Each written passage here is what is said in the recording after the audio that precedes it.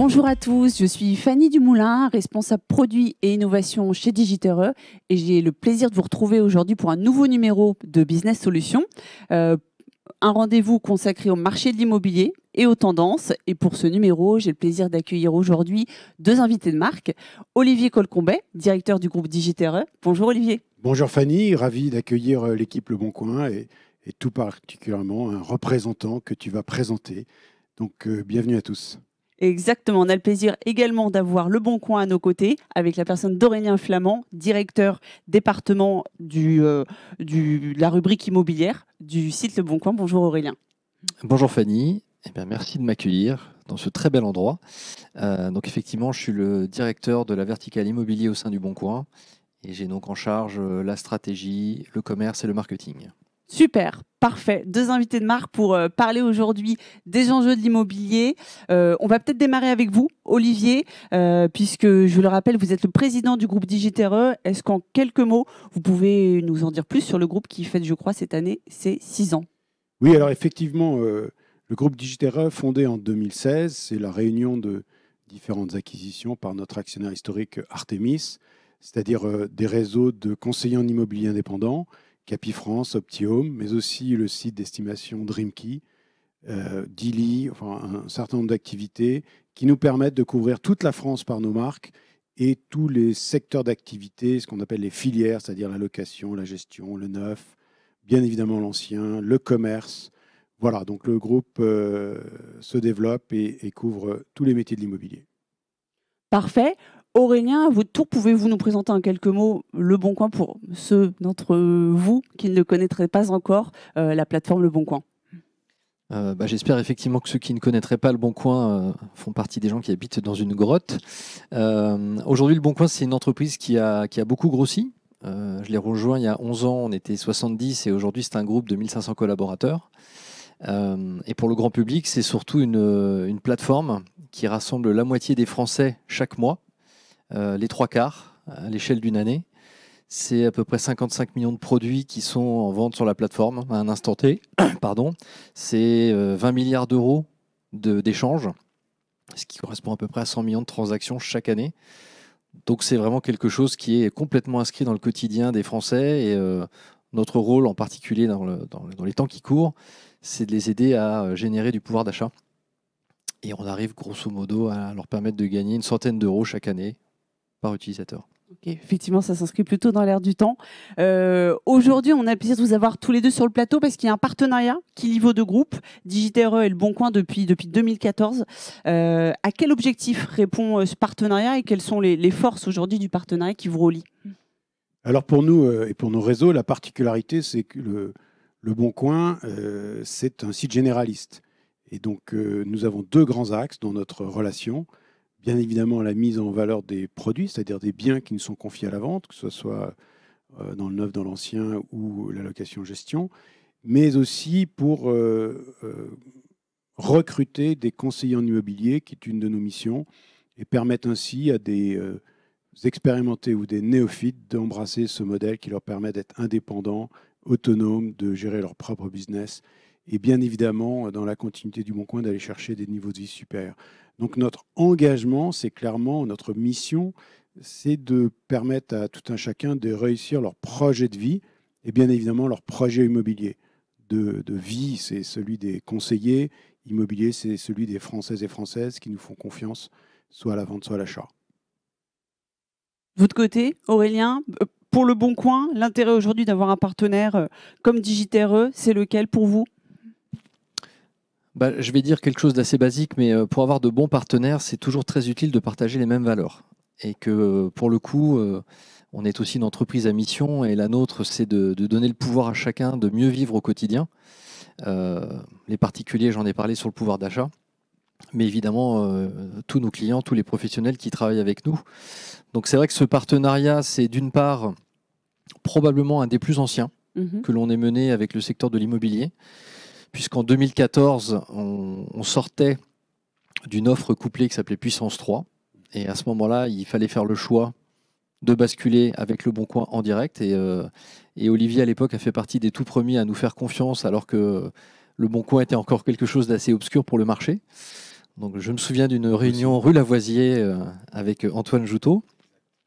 Et puis, je dirais qu'ensuite, on partage une valeur de pragmatisme.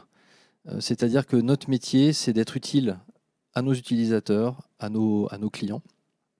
Et qu'en fait, chaque année, à travers nous, les évolutions qu'on pouvait apporter et au choix d'investissement de Digit, on a cherché petit à petit à apporter des nouvelles solutions pour qu'elles soient le plus utiles possible. Et je pense que c'est la curiosité qu'ont toujours eu les équipes de Digit chaque année, de venir tester les nouvelles solutions.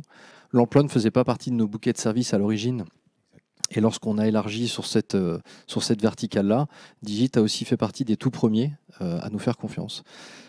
Donc voilà, moi je suis ravi d'être invité pour pouvoir dire ça, parce que c'est vrai que c'est toujours agréable de partager des valeurs, des ambitions et une philosophie de travail commune.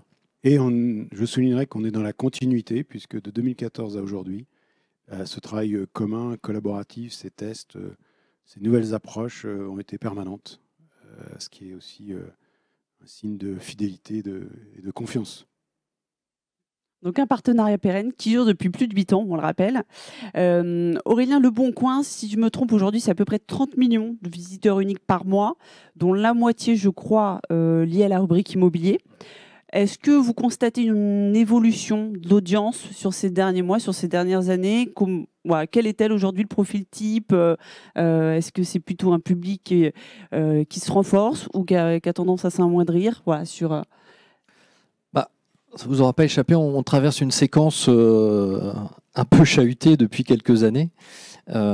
Pour aller chercher les plus hauts, c'est vrai qu'au sortir du premier confinement, on a atteint des audiences de dingue sur la catégorie immobilier, puisqu'on a atteint des pics à 17 millions de visiteurs uniques au mois de septembre 2020.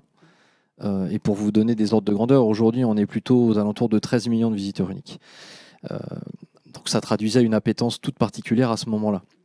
Ce qu'on constate aujourd'hui, c'est que globalement, les audiences des portails immobiliers baissent un peu.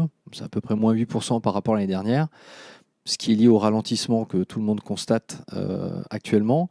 Nous, notre diminution est un peu plus faible, de l'ordre de 4%. Mais surtout, ce qui est important pour nous et qui conforte la place qu'on a dans le quotidien des gens, c'est que notre part d'audience exclusive, c'est-à-dire les gens qui n'utilisent que Le Bon Coin pour leur projet immobilier, elle a augmenté de 25%. Il y a l'audience, mais il y a aussi l'appétence au contenu. Donc c'est vrai que là aussi, ça fait depuis avant le Covid que les contenus immobiliers baissent. Donc depuis le deuxième trimestre 2019, les contenus immobiliers, parce que le marché était extrêmement dynamique, avaient tendance à baisser. Donc le nombre d'annonces. Donc le nombre d'annonces. D'accord. Cette tendance, elle a changé, et ça a coïncidé avec la crise ukrainienne. Depuis le mois de février, il y a une inflexion de la courbe, et surtout pour la première fois depuis le mois d'août, les dépôts d'annonces sont supérieurs à ceux de l'année précédente. Donc, ce qui traduit deux choses. La première, c'est qu'il y a un nouveau besoin de mettre en avant ces biens sur des plateformes comme les nôtres, ce qui sous-tend donc que le off-market est moins efficace. Et second point, on y reviendra peut-être, c'est que la durée de vie des annonces, elle s'allonge et qu'effectivement, un bien déposé ne part plus aussi vite que de par le passé. C'était mon point sur la durée de vie des annonces, effectivement, qui, vous le dites, a tendance à s'allonger. Est-ce que Olivier, en tant que dirigeant des deux réseaux Capifrance et Optimum, deux des plus gros réseaux de mandataires en France, vous faites le même constat qu'Aurélien sur ces tendances? Alors, il y a un premier point qui me semble très, très important de rappeler, c'est vraiment le grand appétit des Français pour investir dans l'immobilier. Ensuite, on peut avoir des envies, des souhaits, des rêves. Il peut être plus complexe de les réaliser. On sait que sur le premier semestre, le nombre de projets qui n'ont pu aboutir en raison de renforcement des exigences bancaires a un peu laissé sur le côté de la route, et c'est vraiment dommageable, les primo-accédants et tout particulièrement les jeunes, puisqu'il faut un apport personnel plus important. Mais à garder en tête que le Français a envie, souhaite avoir dans son patrimoine un bien immobilier qu'il va habiter ou mettre en location. Mais c'est un objectif qu'ont la grande majorité des Français. Et à notre grande surprise, dans les différentes études qu'on fait, on a une étude IFOP, entre autres en collaboration avec Optium, l'un de nos réseaux. Il ressort que les plus jeunes, les moins de 35 ans, ont autant, voire plus d'appétit que leurs parents pour investir, pour accéder à la propriété. Et donc, c'est très, très encourageant pour un métier comme le nôtre, bien évidemment. Aurélien, on l'a dit, la rubrique immobilière du site Le Bon Coin, c'est à peu près 15 millions donc de visiteurs uniques, 13 millions, vous m'avez corrigé tout à l'heure, à peu près 950 000 annonces, ce que j'ai vérifié ce matin sur les chiffres. Sur ces 950 000 annonces, quelle est la part, la répartition entre les annonces publiées par des particuliers et celles publiées par les professionnels? Et puis de manière générale, comment cohabitent ces deux typologies d'annonces entre professionnels et particuliers? Ça faisait partie des conversations que j'avais systématiquement lorsque je rencontrais des professionnels il y a de ça 6-7 ans. Et c'est plus un sujet, en tout cas, c'est plus le même sujet. Donc pour répondre à votre question, effectivement, 950 000 annonces, c'est l'ensemble de l'écosystème immobilier. Sur la partie qui concerne uniquement la vente immobilière, parce que vous avez bureaux et commerces locatifs, on est plutôt autour de 675 000. Et la répartition part et pro, c'est de l'ordre de 15% des annonces de particuliers et 85% professionnels. Sachant que ces 15%, en fait, ça constitue plus de 80% des annonces de particuliers. Donc Le Bon Coin capte vraiment une très très grande majorité de ce que les particuliers ont à vendre sur le marché. Ce que ça nous dit ensuite, moi je ne déroge pas de ce que j'ai tenu comme discours depuis le début, c'est que je considère que c'est une grande richesse que d'être un portail qui rassemble l'exhaustivité de l'offre immobilière. Et qu'on voit bien que la coexistence des particuliers et des professionnels, elle fonctionne. D'abord parce que Le Bon Coin n'a pas été fossoyeur de la profession tel qu'on le redoutait il y a de ça quelques années, et bien au contraire. Notre métier, c'est l'intermédiation. Donc moi, mon sujet, c'est en permanence comment opérer des rencontres constructives, efficaces, pertinentes entre les deux parties. Et depuis 2 ou 3 ans où on a un vrai problème de manque de mandat, c'est une énorme richesse que d'avoir une parfaite connaissance de ceux qui déposent leurs annonces sur une plateforme comme la nôtre. Et c'est également une énorme richesse que d'être non pas un spécialiste, je rejoins Olivier, mais d'être un généraliste, parce que nous, en fait, on n'est pas en point de contact avec nos utilisateurs une fois tous les 10 ans, quand ils ont une intention de changement de lieu de vie. Moi, j'ai des points de contact quasiment tous les jours avec mes utilisateurs. Et donc, ça me permet aussi, avec des signaux faibles, de détecter des intentions de mobilité. Parce qu'on parlait d'emploi, je suis en train de chercher un job dans une ville qui est à l'autre bout de la France, donc je peux supposer une mobilité, parce que j'ai un changement familial, parce que je cherche à m'équiper avec une poussette, parce que je cherche à vendre massivement des meubles et que soit je veux déménager, soit je veux équiper une résidence secondaire. Donc tout ça est très précieux et je continue à dire qu'aujourd'hui, il faut qu'on entretienne le plus possible la porosité entre ces deux segments qui, en fait, ont vocation à travailler ensemble. Clairement. Et cette répartition donc, de 85%, 15 particuliers, 85 professionnels, elle se reflète aussi aujourd'hui sur les transactions, Olivier? Alors c'est intéressant puisqu'il y a quelques années, c'était plutôt 25% de particuliers chez Le Bon Coin. Ce qui était, quand on pense à l'origine, à la genèse du Bon Coin, c'est assez logique. Et puis, la complexité d'une transaction, les montants en jeu, bien évidemment les règles, le législateur, il y a un certain nombre de règles qui sont contraignantes pour exercer cette profession, a renforcé le besoin, la nécessité, la valeur ajoutée apportée par un professionnel. Donc ça, c'est important et ça se reflète aussi, bien évidemment, dans le nombre de transactions. C'est à peine 25% des transactions qui sont faites entre particuliers. Donc on voit que le particulier peut avoir un désir au départ de vendre en direct, et puis assez vite, dans la relation, dans cette capacité à mettre en marché, à recevoir, à faire visiter, c'est un métier. Et donc, peu à peu, et je sais qu'au bout d'un mois, quasiment 75% d'entre eux se retirent parce que c'est complexe. Et confient leur projet de vente à un professionnel de l'immobilier. Et c'est là où, effectivement, Aurélien faisait le lien. Je suis particulier, je suis sur Le Bon Coin, je commence à tenter cette session en direct. Et puis, j'y arrive pas, mes annonces côtoient celles de professionnels, la passerelle est assez vite faite.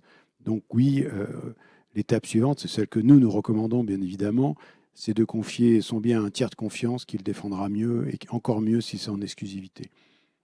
Et j'ajouterais, parce que selon moi, c'est un point qui est très important, on sait qu'aujourd'hui, plus de 60% des particuliers qui ont déposé leurs biens sur Le Bon Coin vont finir par rentrer en relation avec un professionnel pour contractualiser. Et donc en fait, c'est des discussions qu'on avait avec Olivier ce matin, c'est que l'une de nos principales préoccupations aujourd'hui aussi, c'est comment trouver la bonne temporalité, comment trouver la bonne mise en relation, la bonne conversation, pour qu'effectivement ce soit le bon moment pour proposer d'engager une relation commerciale. Parce qu'il y a quelque chose qui a significativement changé avec le Covid. Là, pour le coup, c'est un vrai déclencheur. C'est que ça a accéléré la digitalisation de beaucoup de parcours. Ça a fait prendre conscience à beaucoup de Français qu'ils pouvaient différer dans le temps le moment où ils voulaient engager une relation commerciale. Je prends souvent l'exemple du marché de l'automobile où aujourd'hui, quand un futur acheteur pousse la porte d'une concession automobile, c'est pour faire le chèque.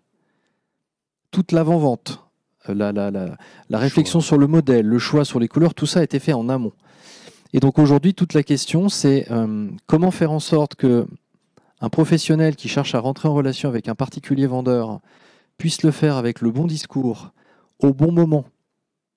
Parce qu'on sait malheureusement aujourd'hui que dès qu'un particulier dépose son annonce, dans l'heure qui suit, il aura des sollicitations. Et on comprend pourquoi.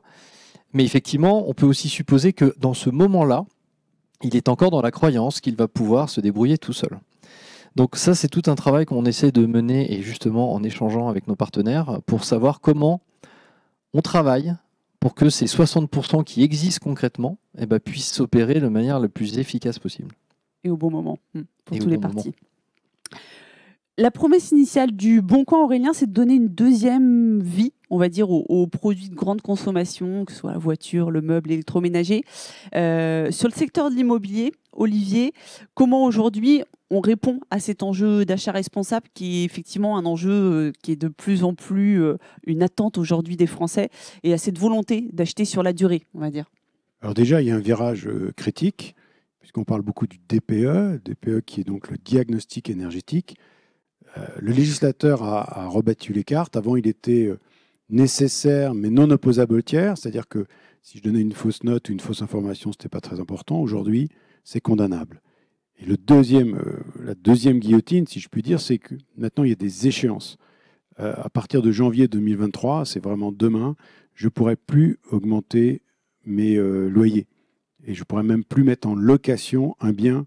Alors, c'est du barbarisme, mais si je suis F ou G, qui sont les deux notes des biens les plus énergivores, ces fameuses passoires énergétiques, je n'aurais plus le droit de les louer. Donc, l'année dernière, je n'avais plus le droit d'augmenter le loyer, puis je n'aurais plus le droit de louer. Et puis ensuite, ça va descendre au F, au G, enfin, on descend dans la classification.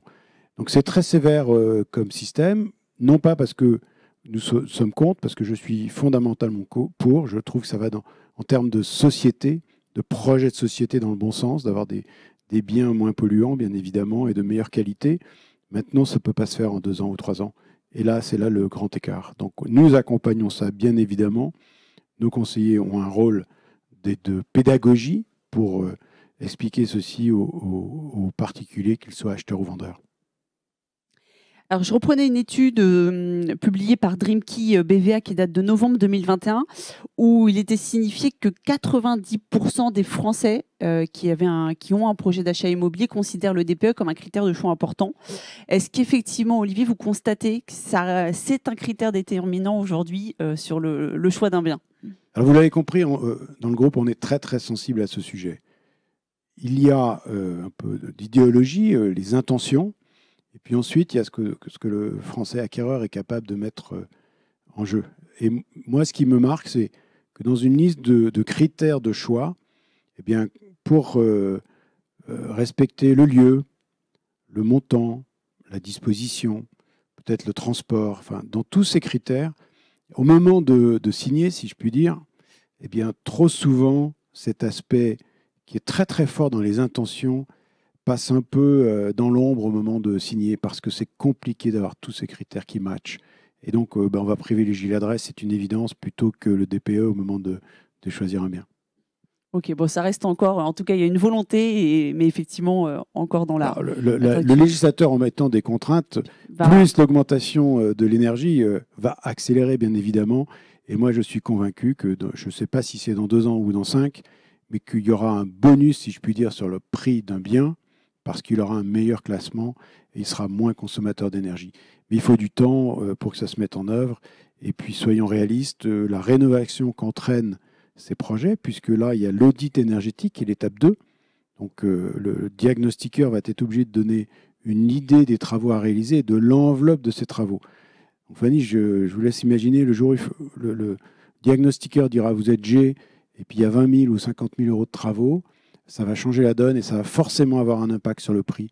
Et là, on va rentrer dans une nouvelle donne et une nouvelle relation au côté énergivore des biens. L'audit énergétique, vous me confirmez, Olivier, il a été décalé au niveau du calendrier? Alors effectivement, dans nos discussions, ce ne sont pas des négociations, mais ce sont des discussions avec le ministère du Logement, on voyait bien que c'était impossible à mettre en œuvre. Même les outils, les logiciels, les algos nécessaires et puis toute la partie formation des diagnostiqueurs. Poser un diagnostic énergétique, c'est beaucoup plus simple, et puis ils étaient entraînés, ça fait 15 ans que ça existe. C'est beaucoup plus compliqué, étape suivante, de dire, voilà, vous devez changer les fenêtres, isoler, faire ci, et puis il y en aura pour tant. Et là, il faut qu'ils se préparent, et donc effectivement, ça a été repoussé au printemps 2023. Mais c'est demain. Hein. Ça arrive vite. Oui, c'est demain. Parce que moi, ce que je redoute un petit peu, c'est que ça fonctionne par à-coup. C'est un peu le syndrome de je paye mes impôts la veille de la date butoir. C'est qu'aujourd'hui, toutes les discussions qu'on a sur les DPE, elles n'étaient pas sanctionnées. J'entends par là qu'on n'était pas encore à un niveau où on interdisait la location d'un bien qui aurait une classification G. Donc, tant qu'on n'en est pas arrivé là, on est sur quelque chose d'assez peu concret. Et c'est là où j'ai tendance à dire que c'est une énorme opportunité pour les professionnels de justement justifier de toute la valeur ajoutée qu'ils peuvent apporter en termes de conseils et d'accompagnement. Parce que plus on va se rapprocher des vraies échéances très coercitives, plus là on va créer de l'anxiété, du frein, soit du frein à la location, soit une panique totale à la vente. Sachant que normalement, je peux supposer qu'un acquéreur plutôt malin, quand on sera arrivé à ces échéances-là, s'en servira comme d'une arme massive de négociation. Donc c'est vrai que là, on est dans une phase transitoire où effectivement on se confronte aux réalités de temporalité, c'est-à-dire qu'en fait, c'est trop court, c'est clairement trop court, mais on arrivera bien à un moment donné où on aura repoussé une échéance et puis on y sera. Et là, je pense qu'il va effectivement se passer des phénomènes de turbulence assez significatifs et il faudra être accompagné là. Je pense qu'il y a une carte à jouer à ce moment-là. Mais ce que tu soulignes est particulièrement intéressant puisque le DPE a été fixé avant l'envolée des énergies. Donc en fait, les deux dates se convergent, mais c'est un peu le hasard. Mais ça a un phénomène d'accélération. Mais il faut être réaliste. A-t-on tous les corps de métier formés pour rénover toutes les passoires énergétiques? La réponse est non. L'envolée des matières ou la difficulté à s'approvisionner en vitre, en carrelage ou en huisserie, c'est un autre frein. Et puis les matières ont pris 9-10% alors cette année, c'est encore un peu plus cher. Et moi, très pragmatique, si je me mets à la place d'un acquéreur jusqu'à avant-hier, il est plus facile de dépenser et d'investir 100 € de plus sur les mois d'hiver en énergie que de sortir 20 ou 30 000 € au moment de l'achat. Parce que c'est capé par la réglementation bancaire, parce qu'on n'a pas des poches qui sont des puits sans fond. Donc il est plus simple, oui. Et aujourd'hui, je pense personnellement que selon les populations, la dimension énergétique va aussi être une superbe opportunité pour les plus jeunes, pour ceux qui relèvent leurs manches, parce qu'ils vont pouvoir avoir des biens à des prix plus raisonnables qu'ils pourront rénover et potentiellement mettre sur le marché. Et dans l'immobilier, ce qu'on apprend assez rapidement, c'est qu'il faut commencer par des petites surfaces qu'on revend pour prendre plus grand. Celui qui essaye du jour au lendemain de passer de 0 à 100 mètres carrés, surtout dans les métropoles, c'est compliqué. Mais en tout cas, pardon, aujourd'hui, on ne constate pas sur notre plateforme d'effet d'accélération selon les typologies de classe DPE. Et je rejoins Olivier, je pense qu'à un moment donné, il y aura un effet d'aubaine. C'est que pour le coup, il est probable qu'à un moment donné, on voit apparaître des pics d'intérêt sur des classifications G, parce que les propriétaires n'auront ni le souhait ni la capacité d'engager les travaux, et que le prix va normalement être tiré vers le bas, et là, effectivement, il y aura cette opportunité de se dire, je fais un coup, ça me coûtera de l'énergie, du temps, de la sueur ou des travaux, de l'audace, mais il y aura des coûts à faire, assurément. Donc, une opportunité pour les professionnels de l'immobilier d'apporter du conseil additionnel et une opportunité, comme vous le dites, pour les acquéreurs de se positionner sur des biens qui vont être potentiellement plus accessibles. Donc ça va plutôt dans le bon sens pour le marché. On a parlé du marché de l'immobilier. Je vous propose maintenant de passer peut-être au marché de l'emploi, qui aussi vous réunit. Aurélien, vous étiez anciennement responsable du pôle emploi, justement sur Le Bon Coin. Alors on le sait, le marché du travail, il a été extrêmement perturbé ces 2 dernières années, notamment par la crise du Covid. Il y a eu des mutations de postes, un regain aussi d'emploi dernièrement. Et puis il y a des nouvelles façons de travailler qui ont émergé. Alors concrètement, est-ce que vous constatez des changements sur effectivement les offres qui sont aujourd'hui publiées sur Le Bon Coin, notamment dans les typologies du marché de l'emploi? Je vais déjà vous dire que je suis moi-même un recruteur. Donc je suis moi-même confronté à certaines difficultés qui sont liées là aussi à des changements non pas d'usage, mais d'appréhension de la société dans laquelle on vit. Parce que finalement, on parlait du monde d'après Covid, et finalement, le vrai monde d'après, où il y a eu des changements significatifs, c'est bien le monde du travail. Et c'est vrai que nous, on est sur des populations assez pénuriques, avec les développeurs, les techs. Le marché du digital est très, très, très, très dynamique. Et donc aujourd'hui, il y a la problématique du recrutement, mais il y a la problématique de la rétention, qui est aussi un sujet valable sur le secteur de l'immobilier. Donc ce qu'on constate, c'est que bien évidemment, sont pris et sont même stipulés maintenant de manière très claire les règles du jeu sur le présentiel, et donc le télétravail, parce qu'aujourd'hui, il y a des exigences et qu'il va falloir que certaines entreprises qui avaient peut-être des croyances, j'allais dire un peu séculaires, se mettent à la page, parce qu'il y a aussi maintenant des plus jeunes générations qui ont d'autres codes. Et donc aujourd'hui, une offre d'emploi qui dirait que c'est du full présentiel a quand même peu de chances d'être pourvue si elle s'adresse à des jeunes populations. Ensuite, il y a ce phénomène américain de la grande démission, simplement parce que tout ce qu'on a traversé, qu'on traverse encore, crée un fantasme d'ailleurs. Et donc il y a aussi cette difficulté-là. Pour le secteur de l'immobilier, ça peut être un phénomène d'aubaine, parce que des envies de changement de vie, de réorientation, c'est très exactement la promesse qui peut être faite dans un réseau comme le vôtre. Et après, sur la lecture qu'on a spécifiquement du marché de l'immobilier, oui, on voit bien que c'est un marché sous tension. Aujourd'hui, il fait partie des 5 plus gros secteurs pour Le Bon Coin, dans nos contenus. On sait qu'aujourd'hui, sur l'ensemble du secteur de l'immobilier, il y a à peu près 25 000 offres d'emploi, et dont 60% sont déclarées comme difficiles à pourvoir. Donc c'est quand même un facteur important. Et ce qui est fondamental, c'est qu'on sait qu'aujourd'hui, les plus grosses tensions sont sur l'Île-de-France, l'Aquitaine, Rhône-Alpes-Auvergne et PACA. Mais si on regarde sur le métier spécifique d'agent immobilier, ça clignote en rouge partout. Dans toutes les régions de France, c'est rouge. Une belle opportunité pour vous, Olivier.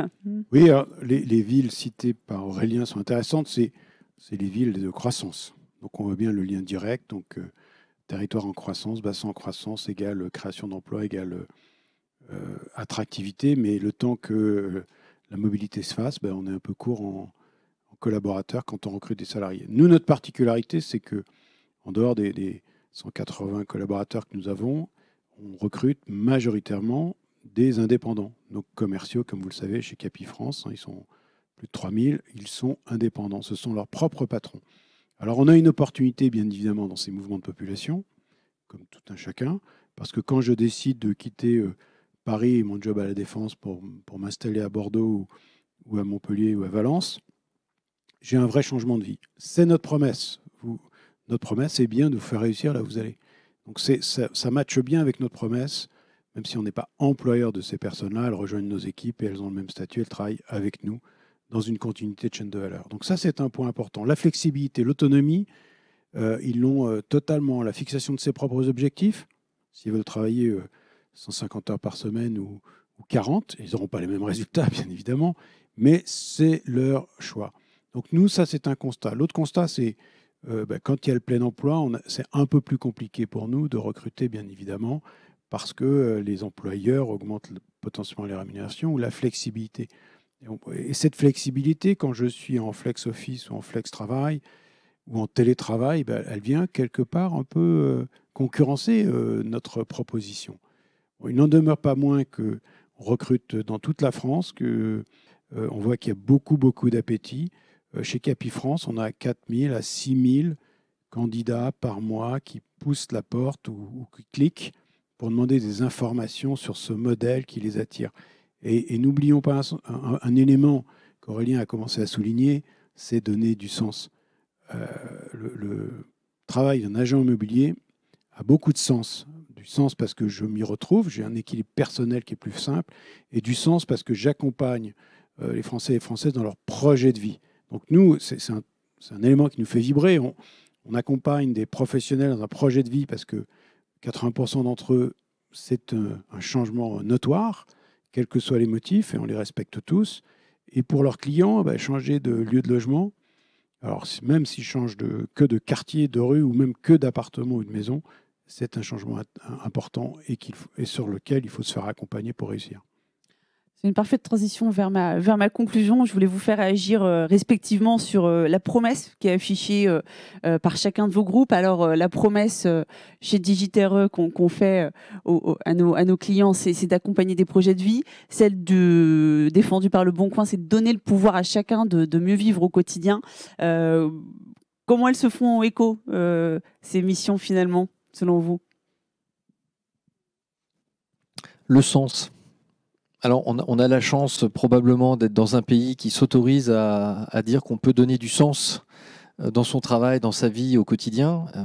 Il y en a pour qui c'est certainement plus difficile de donner du sens à son quotidien, mais je pense qu'on a traversé une séquence où tout le monde a fait beaucoup d'introspection sur sa qualité de vie, sur son engagement dans son travail, sur l'énergie qu'il voulait consacrer à sa famille, à son lieu de vie, d'où le projet immobilier, c'est-à-dire que est-ce que c'est un endroit où je me retrouve dans mon cocon avec mes proches? Donc ce grand phénomène d'introspection, nous on l'a pris de plein fouet finalement, parce que comme on est dans le quotidien, au sens propre du terme, tous les jours et sur l'ensemble de leurs thématiques, c'est extrêmement stimulant de travailler dans une entreprise qui, d'une part, porte ses valeurs et les incarne en interne, qui a le sentiment de pouvoir fluidifier le marché de l'emploi. Parce que, comme le disait Olivier, moi, le luxe que j'ai en étant un généraliste, c'est que vous pouvez aller être dans ma catégorie emploi, vous cherchez concrètement un job, vous pouvez être un professionnel de l'immobilier dans ma catégorie immobilier, et là, je vais vous rappeler qu'il y a plein de belles entreprises qui peuvent vous proposer une offre de valeur différente que celle dont vous bénéficiez aujourd'hui.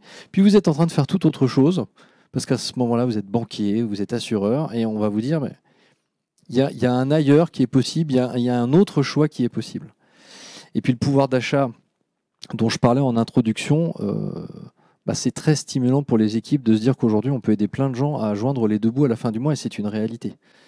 C'est-à-dire qu'aujourd'hui, quand vous commercez d'achat et de revente, ça existe, et que vous pouvez générer 150, 200 euros de revenus supplémentaires, ça aide à finir les mois, quoi.